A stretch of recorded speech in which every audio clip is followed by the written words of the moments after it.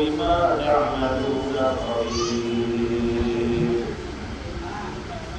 اللهم صل على محمد وعلى آل محمد كما صليت على إبراهيم وعلى آل إبراهيم إنك حميد مجيد اللهم بارك على محمد وعلى آل محمد كما باركت على إبراهيم وعلى آل إبراهيم إنك حميد مجيد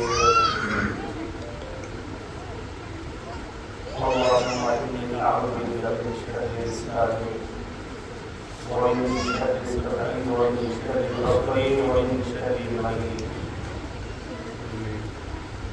الحمد لله إصلاح المرام وبركاته আনুষ্ঠানিকভাবে সড়ক উদ্বোধন উপলক্ষে এখানে উপস্থিত এলাকার বিভিন্ন মসজিদের ইমামগণ, এলাকার মহাপুরুষ উপস্থিত,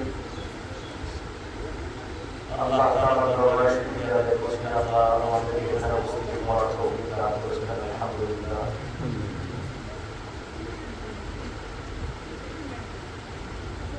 কোরআনের শিক্ষা, হাদিসের শিক্ষা,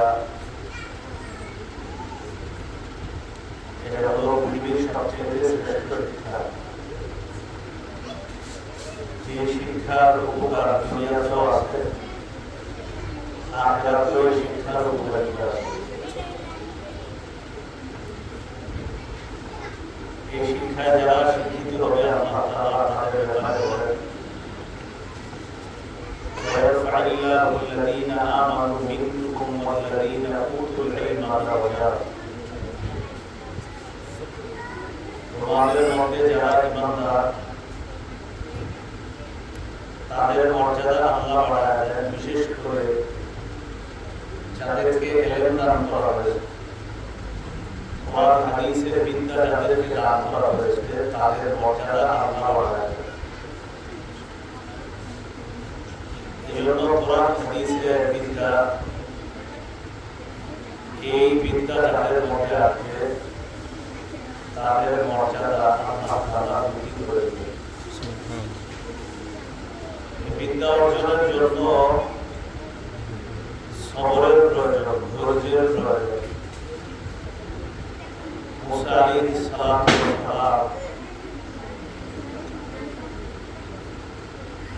এক ব্যক্তি তাকে প্রশ্ন করলেন, হাল তা'লামু আহাদান আ'লামা মিনকা। নবী মুসা, আপনি কি আপনার চাইতে বড় জ্ঞানী বলে কাউকে জানেন? মুসা আলাইহিস সালাতু ওয়াস সালাম জবাব দিলেন, আমার চেয়ে বড় জ্ঞানী বলে আমার কাউকে জানা নেই। বাস্তবিকতা কথা হলো, যে যুগে যে নবী দুনিয়াতে থাকেন, ওই যুগে ওই নবী সবচেয়ে বড় জ্ঞানী ছিলেন। সেই হিসাবে মুসা আলাইহিস সালামের জবাব সঠিক ছিল। মুসা আলাইহিস সালাতু ওয়াস সালামের এই জবাবটা এইভাবে বলা আল্লাহ পছন্দ করেছেন যে না। তখন আল্লাহ তাআলা বলেন, বালা আতিলা খাজির, আমার এক বান্দা আছে খাজির। এই বান্দা খাজির নামক যে বান্দা আছে, তার জ্ঞান কিছু বিষয়ে আপনার চেয়ে বেশি আছে। মুসা আলাইহিস সালাম খাজির বা খিজিরকে তালাশ করার জন্য বের হয়ে গেলেন। তিনি তার সাথীকে বললেন, খিজিরকে যতদিন না পাবো ততদিন আমি পথ চলতে থাকবো, বিদ্যা বিদ্যা অর্জন করার জন্য আমি তার কাছে যেতেই হবে। এই আয়াত দ্বারা বোঝা যায় বিদ্যা অর্জন করার জন্য অন্য জায়গায় যাওয়া, সফর করা। এই যে আমরা বিভিন্ন জায়গা থেকে এখানে এসে বিদ্যা অর্জন করার জন্য উপস্থিত হলাম, এইভাবে এক জায়গা থেকে আরেক জায়গায় গিয়ে বিদ্যা অর্জন করাতে যাওয়াটা নবীদের সুন্নাত। এটা নবীদের সুন্নাত। আরেকটা বিষয় হলো ধৈর্য ধারণ করা। ধৈর্য না ধরলে কোরআন হাদিসের বিদ্যা অর্জন করা মুশকিল। খিজির মুসা আলাইহিস সালাতু ওয়াস সালামকে বললেন, হাল আত্তাবিউকা আলা আন তুআল্লিমানি মিম্মা উল্লিমতা রুশদা। মুসা নবী খিজিরকে বললেন, আমি কি আপনার অনুসরণ করব যে বিষয়ে আপনার জ্ঞান নাই? ওই বিষয়ে জানার জন্য আরেকজনের অনুসরণ করা। সেই হিসাবে মুসা নবী বললেন, খিজির আপনার যে জ্ঞান আছে, জ্ঞান শেখার জন্য আমি কি আপনার অনুসরণ করতে পারি? খিজির জবাব দিলেন, ইন্নাকা লান তাসতাতিআ মা'ইয়া সাবরা। আপনি ধৈর্য ধরতে পারবেন না। এখান থেকে বোঝা যায় বিদ্যা শিখতে হলে ধৈর্য ধরতে হবে। একটা হলো অন্য জায়গায় গিয়ে বিদ্যা শেখা, আরেকটা হলো বিদ্যা শেখার জন্য ধৈর্য দরকার, ধৈর্যের প্রয়োজন।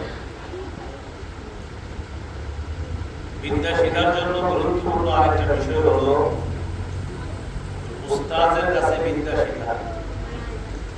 যেমন এই মাদ্রাসায় শিক্ষক আছে, শিক্ষিকা আছে, তাদের কাছে বিদ্যা অর্জন করা, এটা আরেকটা বিষয়। উস্তাদ বিদ্যা শেখার জন্য আরেকটা বিষয় হলো একাগ্রতা। একাগ্রতা মানে হলো আমি কয়েক বছর পড়লাম, পড়ার পরে হাল ছেড়ে দিলাম যে আর পড়ব না, তাহলে বিদ্যা শেখা যাবে না। বিদ্যা শেখার জন্য একাগ্রতার প্রয়োজন, প্রচুর একাগ্রতা লাগবে। একাগ্রতা ছাড়া বিদ্যা অর্জন করা সম্ভব না। বিদ্যা অর্জন করার জন্য আরেকটা বিষয় হলো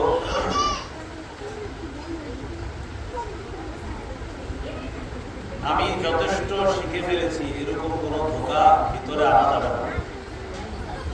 অনেকে মনে করে আমি মনে হয় অনেক কিছু পারি, এই জন্য আমার পড়াশোনার প্রয়োজন নেই। বিষয়টা সঠিক না। আপনি যা জানেন, জানার পরেও বুঝতে হবে যে আমার জানা এখনো হাজারো বাকি আছে। এই জন্য আরেকজনের কাছ থেকে জানতে হবে। বিদ্যা শেখার জন্য এখন আমাদের দেশে দুইটা বিষয়, একটা হলো পুরুষ শিক্ষা, একটা নারী শিক্ষা। নারীদের জন্য দিন শিক্ষা, এটা একটা জরুরি বিষয়। নারীরা দিন শিখবে। এখন নারীরা দিন শিখবে, এই ধর্মীয় প্রতিষ্ঠানগুলোতে তারা দিন শিখার জন্য আসবে, সেখানে গিয়ে তারা দিন শিখবে। কেন? আয়েশা রাদিয়াল্লাহু তাআলা আনহা একজন নারী, রাসূলুল্লাহ সাল্লাল্লাহু আলাইহি সাল্লামের স্ত্রী। বুখারী শরীফের মধ্যে যাদের থেকে হাদিস বর্ণনা, এর মধ্যে পুরুষ বর্ণনাকারী আছে, মহিলা বর্ণনাকারী আছে। মহিলা বর্ণনাকারীদের মধ্যে সবচেয়ে বেশি হাদিস যিনি বর্ণনা করেছেন, বুখারীতে যার হাদিস আছে তার নাম আয়েশা সিদ্দিকা রাদিয়াল্লাহু তাআলা আনহা। শুধু তাই না, সাহাবায়ে কেরামের মধ্যে 7 জন ফতোয়া দিতেন। ফতোয়া বড় বড় 7 জন ফতোয়া দিতেন। এই 7 জনের মধ্যে অন্যতম একজন মহিলা ফতোয়া দিতেন, তিনি আয়েশা সিদ্দিকা রাদিয়াল্লাহু তাআলা আনহা। মানে ওই যুগে একজন নারী ফতোয়া দিতে পারতেন। কি পরিমাণ বিদ্যা আল্লাহ তাকে দান করেছেন। সেখান থেকে অনুপ্রাণিত হয়ে নারীদেরও কোরআন হাদিস শিক্ষার প্রতি বেশি থেকে বেশি আগ্রহী হওয়া উচিত, জরুরি, প্রয়োজন।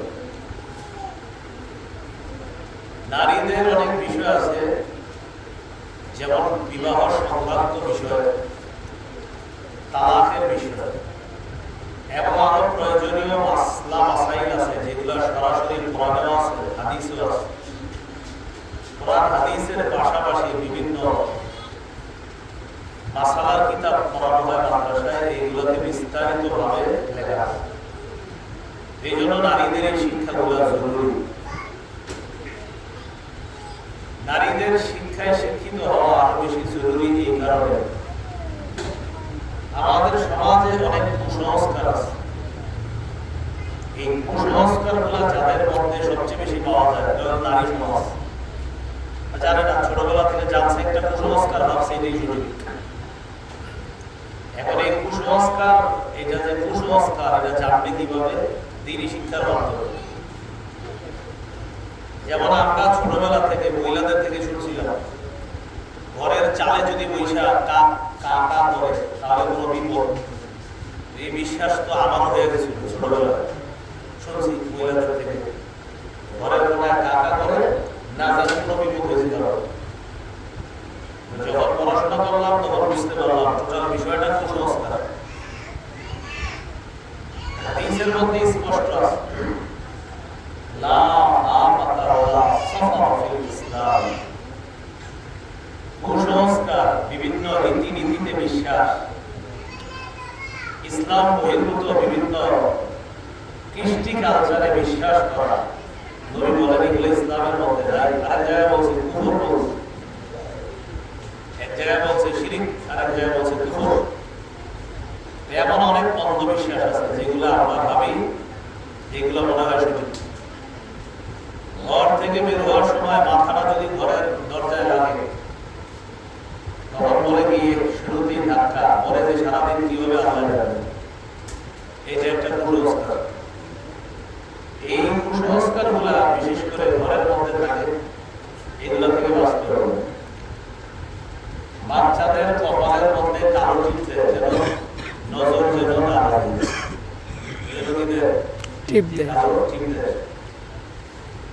কালো টিপ দেওয়ার পরেও অনেক বাচ্চারা আপনার শারীরিক ভাবে দুর্বল হয়েছে, অসুস্থ হয়ে যাচ্ছে। ঠিক আছে, ওই যে আপনার কলম দিয়ে একটা কি জানি দিয়ে দেন, এরকম ধীরে ধীরে এটা দিলে আপনাকে নজর লাগে। এগুলো কুসংস্কার। এই কুসংস্কার গুলা সমাজ থেকে, বিশেষ করে নারী সমাজ থেকে মুক্ত করার জন্য একজন নারী ভালো শিক্ষিত হওয়া প্রয়োজন। কারণ আমরা পুরুষরা পর্দার আড়াল থেকে একজন মহিলাকে একটা দ্বীনি বিষয় বোঝানোটা যতটা সহজ হবে, একটা মেয়ে গিয়ে নারীদের কাছে দ্বীন বোঝানো আরো সহজ হবে। তাদের কাছে গিয়ে সরাসরি যখন একটা নারী অন্য নারীদের সাথে বসে আলোচনা করবে তখন দ্বীন বোঝাটা তাদের জন্য সহজ হবে। বলছিলাম এই কুসংস্কার থেকে মুক্ত হওয়ার জন্য নারী শিক্ষার প্রয়োজনীয়তা পুরুষ শিক্ষার প্রয়োজনীয়তার মতোই অপরিসীম প্রয়োজনীয়তা। এই জন্য নারীদেরও শিক্ষা করার প্রয়োজন। আয়েশা রাদিয়াল্লাহু তাআলা আনহা সবচেয়ে ভালো সম্পর্ক ছিল যে স্ত্রীর সাথে নবীর, তার নাম হাফসা রাদিয়াল্লাহু তাআলা। নবীর বিবিদের মধ্যে একজন আরেকজনের সাথে ভালো সম্পর্ক রাখতে, এরকম ভালো সম্পর্ক ছিল যে আবু বকর সিদ্দিক রাদিয়াল্লাহু তাআলা আনহুর কন্যা আয়েশা আর ওমর রাদিয়াল্লাহু তাআলা আনহুর কন্যা হাফসা, এই দুইজনের মধ্যে সম্পর্ক খুব ভালো ছিল। হাদিসের মধ্যে আছে একবার হাফসা রাদিয়াল্লাহু তাআলা আনহার কাছে একটা বাচ্চা মেয়ে নিয়ে আসছে, বাচ্চা মেয়ে। ওই বাচ্চা মেয়েটা গায়ের মধ্যে বাচ্চা, মানে যার কোনো গুনাহ এখনো হয় না, এমন বাচ্চা, নামাজ না পড়লে গুনাহ হবে না এরকম বাচ্চা, কিন্তু তার গায়ের মধ্যে একটা পোশাক, যে পোশাকটা পাতলা, একটা বাচ্চা মেয়ে, পাতলা পোশাক, গুনাহ হয় না। হাফসা রাদিয়াল্লাহু তাআলা আনহা এই পোশাক দেখে, আর বর্ণনা আসছে আমাদের আয়েশার কথা, তিনি এই পোশাক দেখে সাথে সাথে কেটে ফেলছে। যার পোশাক কাটছে তিনি বড় বাচ্চা, বাচ্চা মেয়ের পোশাক কাটা দিল। আমাদের এই জন্য কাটলেন যে বাচ্চা যেন ছোটবেলা থেকে বুঝতে পারে যে এটা ইসলামী পোশাক না, এটা ইসলামী সভ্যতা না। এই জন্য দেখেন একটা নারী ইসলাম প্রচার করাটা সহজ হয়ে গেল কিভাবে? আপনার নারীদের কাছে অন্য নারী বাচ্চাকে নিয়ে আসে, তখন সাথে সাথে নারীদেরকে বুঝিয়ে দিলেন তোমাদের বাচ্চা বড় হবে, বড় হওয়ার পর সেও তোমাদের মতো নারী হবে, তোমাদের জন্য যে পোশাক হারাম, এই বাচ্চার গায়ে এই পোশাক কেন দেবো? সেও আস্তে আস্তে এই পোশাকে অভ্যস্ত হয়ে যাবে। দেখেন এই বিষয়টা বিষয়টা আম্মাজান যে নারীদেরকে বুঝাইলেন, আম্মাজানের জন্য তাদেরকে বোঝানোটা কি কঠিন ছিল না সহজ ছিল? সহজ। কিন্তু এই বোঝানোটা এখন আমরা বোঝানো একটু কঠিন, কারণ আমাদের পর্দা রক্ষা করতে হবে। পুরুষ যদি কোনো নারীকে দিন বুঝাইতে হয়, তার দিনটা বুঝাইতে হবে পর্দা না রাখতে। কিন্তু একটা নারী যদি শিক্ষিত হয়, এই শিক্ষিতা নারীকে অন্য নারীদেরকে সরাসরি দিন বোঝানো সহজ। এই জন্য নারী শিক্ষা জরুরি, দিনী শিক্ষা জরুরি, কোরআনের শিক্ষা জরুরি, হাদিসের শিক্ষা জরুরি। একবার রাসূলুল্লাহ সাল্লাল্লাহু আলাইহি সাল্লামের কাছে একজন মহিলা আসছে। ওই মহিলাটা দেখতে একটু খাটো, মহিলাটা দেখতে একটু খাটো। রাসূলুল্লাহ সাল্লাল্লাহু আলাইহি সাল্লামের কাছে মাসালা জিজ্ঞাসা করতে আসছে। আমাদের আয়েশা সিদ্দিকা রাদিয়াল্লাহু তাআলা আনহা নবীজিকে বললেন ইশারার মাধ্যমে, হুজুর দেখেন মহিলাটা দেখতে কেমন দেখা যায়, এরকম ইশারা করছে। নবীজি বললেন আয়েশা তওবা করো, তওবা করো। তুমি তার গীবত করেছো। কিছু বলে নাই, কিন্তু মুখ দিয়ে কিছু বলে নাই, ইশারা করছে। এই যে এরকম ইশারা করছে। রাসূলুল্লাহ সাল্লাল্লাহু আলাইহি সাল্লাম বললেন আয়েশা তুমি তার গীবত করেছো। এখন এই বর্ণনাকার আম্মাজান আয়েশা, আম্মাজান নিজের বর্ণনাটা নিজে আমাদের কাছে জানায় দিলেন। এখন বাস্তবিক অর্থ হলো নারীদের মধ্যে যদি এই জাতীয় দুষ্টামি হয় যে এক নারী আরেক নারীকে দেখা একটা উপহাসের হাসি দিল, এখন কোন নারী আরেক নারীকে দেখা যে উপহাসের হাসি দেয়, এটা কে দেখবে? পুরুষরা দেখবে না নারীরাই দেখবে? নারীরা দেখবে উপহাসের হাসি দেওয়াটা। এখন এই উপহাসের হাসি দেওয়াটা যে অন্যায় হয়েছে, এটা যে জায়েজ না, এটা যে হারাম, এটা নারীদেরকে বোঝানো সহজ হবে কার জন্য? একটা নারী শিক্ষিতা নারীদের জন্য। যে এইভাবে যে আমরা এরকম করি এটা হারাম, এটা অন্যায়, এটা জায়েজ না, এটা বলবো না। রাসূলুল্লাহ সাল্লাল্লাহু আলাইহি ওয়াসাল্লাম এই হাদিসের মধ্যে বলেন তাসাদদাকতা ইয়া মাশারান নিসা, হে নারীরা তোমরা বেশি বেশি সদকা করো। রাসূলুল্লাহ সাল্লাল্লাহু আলাইহি ওয়াসাল্লাম বলেন ফাইন্নী মিনকুন্না আকসার আহলিন নার, আমি দেখলাম তোমাদের বেশিরভাগ জাহান্নামী। নারীরা বললেন হুজুর আমাদের বেশিরভাগ জাহান্নামী কেন বলেন? রাসূলুল্লাহ সাল্লাল্লাহু আলাইহি ওয়াসাল্লাম বলেন তোমাদের অজান্তে হোক, স্বেচ্ছায় হোক, অনিচ্ছায় হোক, দুইটা অপরাধ তোমরা বেশি করে ফেলো। আমাদের মা বোনরা অনেক সময় দুইটা অপরাধ বেশি করে ফেলে, অনেক সময় জানে না অপরাধ করে ফেলে। একটা হলো তাকফুরনাল আশিরা, তুসিরনা লাইনা ওয়া তাকফুরনাল আশিরা। তোমাদের একটা অপরাধ হলো তোমরা বেশি বেশি অভিশাপ দাও, সন্তানদেরকে কিছু থেকে কিছু হলে অভিশাপ দিয়ে দেবে। এটা নিষেধ, এটা সঠিক কারণ না। তুই গাড়ির তলে করে তোর মূর্খটা খারাপ করুক, এরকম কথাবার্তা বলে ফেলে না, এটা অন্যায়, এটা ঠিক না। আরেকটা হলো তাকফুরনাল আশিরা, তোমরা স্বামীর অবাধ্য হও।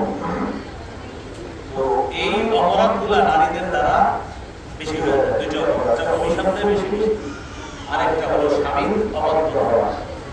রাসূলুল্লাহ সাল্লাল্লাহু আলাইহি ওয়াসাল্লাম বলেন এই কারণে তোমরা সদকা বেশি করে জাহান্নাম থেকে নিজেদেরকে বাঁচানোর চেষ্টা করো। দেখেন মা বোনরা যেন জাহান্নামী না হয়। এখন মা বোন কারা? নারী কারা? আমার মা, আমারই তো বোন, আমারই স্ত্রী, আমার কন্যা, তারাই তো নারী। রাসূলুল্লাহ সাল্লাল্লাহু আলাইহি ওয়াসাল্লাম বলেন আমি দেখেছি বেশিরভাগ নারী জাহান্নামী। তো কোনো নারী যদি জাহান্নামী হয় সে কে হবে? আমার বোন হতে পারে, আমার মা হতে পারে, আমার কন্যা হতে পারে, আমার স্ত্রী হতে পারে।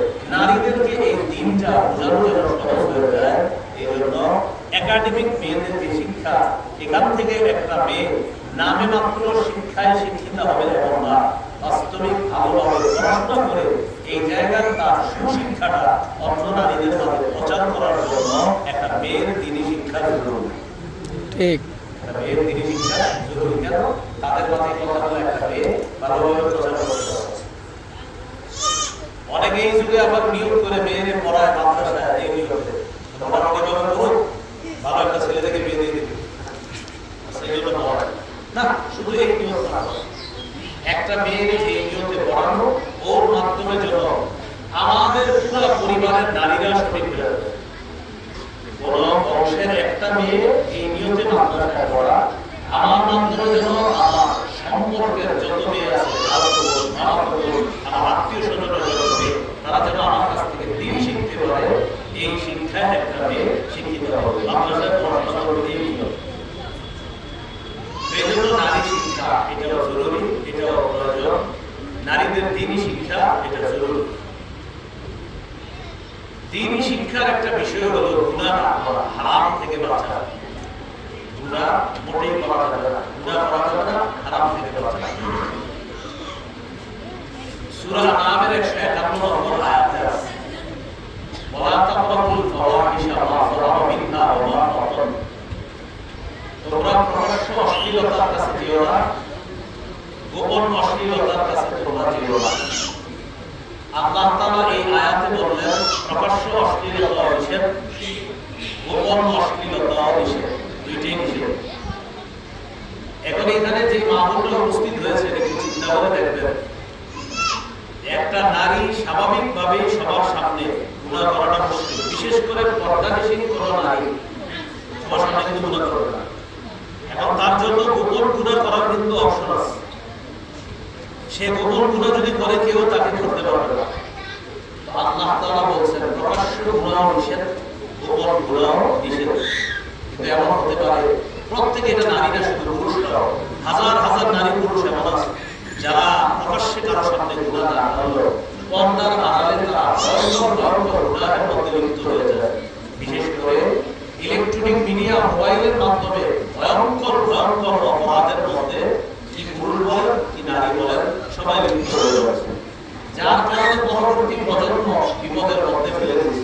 কিন্তু প্রত্যেকে মাথায় রাখা উচিত, এই কথা মাথায় আখিরাতের দিন তৈরি করা। আজকে এই মুহূর্তে মাগরিবের সময় ঠিক আগে আছি আমরা, আগামীকাল মাগরিবের আগে দুনিয়াতে থাকবো কিনা এটার কোনো নিশ্চয়তা নেই, একদিন হয়ে যাবে।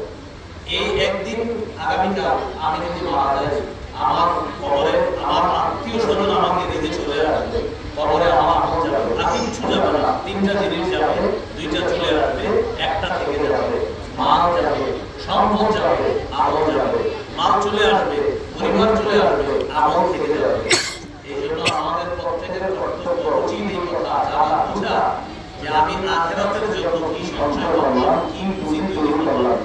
দেখেন গোপনে যখন একা একা কোনো মানুষ গুনাহ করে কেউ দেখে না, আল্লাহ দেখে। আল্লাহ তাআলা প্রত্যেকের গুনাহগুলো প্রতিটা মুহূর্তে কিন্তু দেখেন। এই জন্য হাদিসের মধ্যে আছে রাসূলুল্লাহ সাল্লাল্লাহু আলাইহি ওয়াসাল্লাম বলেন, লা লামান্না আকওয়াম মিন উম্মতি ইয়াতুনা ইয়াওমাল কিয়ামাহ বিহাসানাতিন আমসালি জিবালি তিহামা ওয়া ইয়াদা ফায়াজআলুল্লাহু আবাআম মানসুরা। আমি আমার উম্মতের এমন অনেককে চিনি যারা কিয়ামতের ময়দানে তিহামা পাহাড়, শুভ্র পাহাড়ের মতো বিশাল বড় নেকি নিয়ে উপস্থিত হবে। আল্লাহ তাআলা তাদের এই নেকিগুলোকে ধুলিকণার মতো বানায় দেবে, বিক্ষিপ্ত ধুলিকণা, একদম নাই বানায় দেবে তাদের এই নেকি কিয়ামতের ময়দানে। সাহাবায়ে কেরাম প্রশ্ন করলেন, হুজুর তারা কারা? রাসূলুল্লাহ সাল্লাল্লাহু আলাইহি ওয়াসাল্লাম বলেন, তারা হলো রাতে তোমাদের মতো তাহাজ্জুদ করে, যেমন তোমরা তাহাজ্জুদ করো, তাদের শরীরের চামড়া তোমাদের চামড়ার মতো। তবে তারা যখন নির্জনে যায় এমন এমন অপরাধ করে যে অপরাধের কারণে আল্লাহ তাআলা কিয়ামতের ময়দানে তাদের আমলগুলোকে একদম বরবাদ করে দিবে, নষ্ট করে দিবে কিয়ামতের ময়দানে। এজন্য অনেক মানুষ আছে যারা নিয়মিত গোপনে পাপ করে, বিশেষ করে এই স্মার্টফোন আমরা যারা চালাই, আমাদের গোপনে যে পাপ হয় না, যদি না হয় ভালো। স্মার্টফোন যারা চালায় তাদের যদি গোপনে পাপ না হয় তাহলে অনেক ভালো। বাস্তবিক অর্থে যদি তাদের নিয়মিত গোপনে পাপ হয়, এই কথা মাথায় রাখা যে কিয়ামতের ময়দানে আল্লাহ না করে আমার সব নেক আমল বরবাদ করে দিতে পারে। গোপনে প্রচুর পাপ হয়। স্মার্টফোন দুইটা দিক আছে, ভালো দিক আছে, খারাপ দিক আছে। খারাপ দিক হলো এটার মাধ্যমে অসংখ্য অগণিত পাপ হয়। এই পাপের মধ্যে হাজার মানুষ প্রতিনিয়ত জড়িয়ে পড়ে। এখন পাপ করা একদম ওয়ান টাইমের ব্যাপার, সহজ ব্যাপার। আগে পাপ করতে হলে আপনার সময় লাগতো। কি সময় লাগতো? যে এই গ্রামের কয়েকটা ছেলে পাপ করবে, করার জন্য কোথায় ও বাজারে যেতে হবে, সেখানে গেলে একটা টেলিভিশন চলবে, তারপর পাপ করবে। কারণ এলাকায় টেলিভিশন নাই, কারেন্ট নাই, কিছু নাই, তাহলে পাপ করার জন্য প্রস্তুতি। এরপরে যাইতে হবে, কবে যাবে? 3-4 দিন পরে, 3-4 জন একসাথে যাবো। তারপরে আগামী 3 দিন খালি প্রস্তুতি নিতেছে একটা পাপ করা, এখনো করতে পারবে না। এখন বলেন বর্তমানে পাপ করার জন্য প্রস্তুতি লাগে, মন চায় সাথে সাথে পাপ করে। এই জন্য আগে পাপ করাটাও কঠিন ছিল, এখন পাপ করা কঠিন না, একটু সহজ, ইজি। পাপ করা একটু সহজ হয়ে গেছে। আগে এখান থেকে আমাদের বাড়ি পর্যন্ত অটো কিচ্ছু ছিল না, হাঁটা ছাড়া কোনো উপায় ছিল না। এখন অটো আছে, গাড়ি আছে, ওখানে যায়। কেউ যদি এখন গজাই দিয়ে আইসা পাপ করতে চায়, তো অটোতে উঠে এসে পাপ করবে। আগে যদি পাপটা করতে লাগতো 1 ঘন্টা সময়, এখন লাগবে 5 মিনিট, কারণ সে গাড়িতে উঠে 5 মিনিট চলে আসতে পারে। যাইতে ছিলাম, পাপ আগে ছিল কঠিন, এখন একটু সহজ। মুহূর্তে মুহূর্তে পাপ করা যায়, এরকম একটা অবস্থা তৈরি হয়ে গেছে। এই জন্য বলছিলাম নারী শিক্ষার প্রয়োজনীয়তা কেন? আমাদের মা বোনরা এমন এমন অনেক পাপের মধ্যে জড়িয়ে পড়ে, যখন তারা বুঝতেও পারে না যে তাদের দ্বারা পাপ হয়ে যাচ্ছে। এবং এই বিষয়গুলো জানার জন্য মেয়েদেরও শিক্ষার কোনো বিকল্প হয়, তাদেরও দ্বীনি শিক্ষা প্রয়োজন। এর মধ্যে কোরআনের শিক্ষা। একটা মেয়ে যদি বিশুদ্ধ উচ্চারণে